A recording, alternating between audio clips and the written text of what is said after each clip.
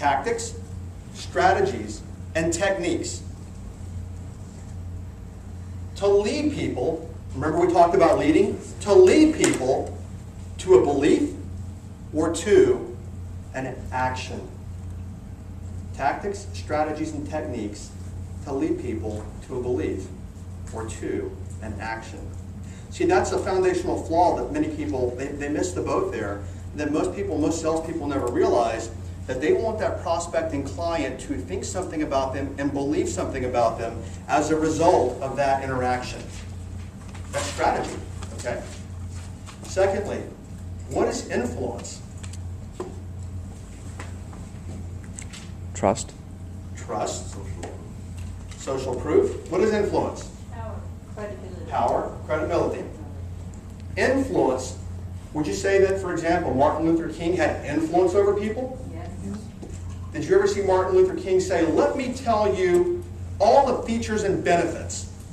Let me tell you all the reasons you should follow me. Did you ever see that? No. Yet when he spoke, just like he or Gandhi or Martin Luther King, millions of people followed. Influence is this: seemingly having power over others with zero effort. It was no effort for Martin Luther King to speak and have influence over people, right? Or Hitler. So that's why the program is called zero effort selling. When you know how to create influence, people will just start following you automatically, not even knowing that they're following you, just like many of you folks followed me when I went from here to here. You didn't even consciously know that you were following me. Or just like a Tylenol commercial. If it's not analyzed, people follow that belief automatically. Does that make sense to everyone? Okay, so would everyone agree that persuasion and influence are the foundation of all sales, all marketing, and all advertising? Okay. Yes, you would agree. Okay, good. You folks are getting it. It's even after lunch and you're getting it.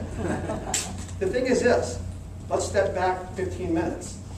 When I asked you the definitions of persuasion and influence, you couldn't even give me the definitions. Yet your entire selling career hinges upon what's the only thing you're going to be paid for? Persuading. Persuading and influencing. The thing is this. It's not your fault. I've taught this information to a lot of years, to thousands of people. My students have been all the way from Wall Street to Main Street, Miller, Hyman, Sandler, Spin Selling, Consultative Selling, Brian Tracy, Zig Ziglar, Tony Robbins, Tom Hopkins, Brian Buffini, Mike Ferry, and every other program under the sun. And they've all said, Jim, how come no one's ever taught me what you taught me? Well, all those other programs are about why people buy. What you're learning today, and you're going to learn over the next couple of hours, is how people buy. Because when you know how they buy, you can then influence why they buy. Does that make sense to everyone? Good. Milton Erickson, grandfather of modern-day clinical hypnotherapy, said, use your words carefully, because the words that you or the words you choose to use today will influence your clients 20 years from now. Who can still hear your mother talking 30, 40 years ago? Right? Words are power, okay? And that's what I want you to start looking at with what you're learning today, is that your words are strategy and your words are power to lead people. Now get into your prospect's mind. You've all heard this, right? Get into your prospect's mind. How do you do that? Questions, okay? Find out what do you do with the information when people answer a question? Where do you go with it then? You write, take notes. But what do you do with the information? Deeper. Figure out what they value. Deeper. Close. You're building a profile, okay? Here's where most people miss the boat. You've heard sales managers say you've got to go out and get into your prospect's mind, right? The thing is most people completely miss the boat. They ask questions, which is left brain analytical. We'll cover this in just a bit. Yet, this is the way people buy. You see these, this is the, okay. Tip of the iceberg, smallest part that you can see, right? The biggest part of the iceberg is under the water. See, this is where people try to influence people, the tip of the iceberg. Where you've got to now start influencing people is unconsciously below the surface, below what you can see. 7% of communication is words. What's the other 93%? Go on. Body language. Body language, what else? Appearance. Experience, okay.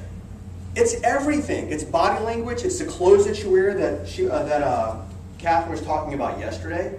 It's even smell. For example, if you dated someone and they used to wear a certain perfume or cologne, you stop dating them. If you like them and you meet somebody later that wears that same perfume or cologne, you're more inclined to like them.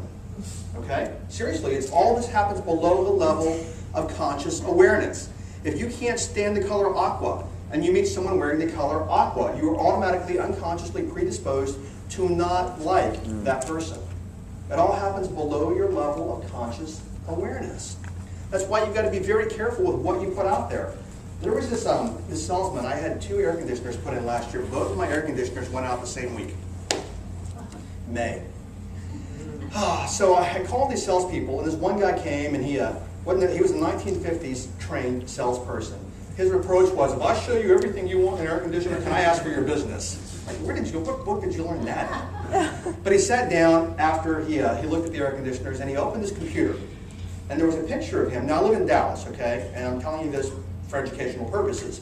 Dallas is a very religious city, very Baptist, okay? Very Christian.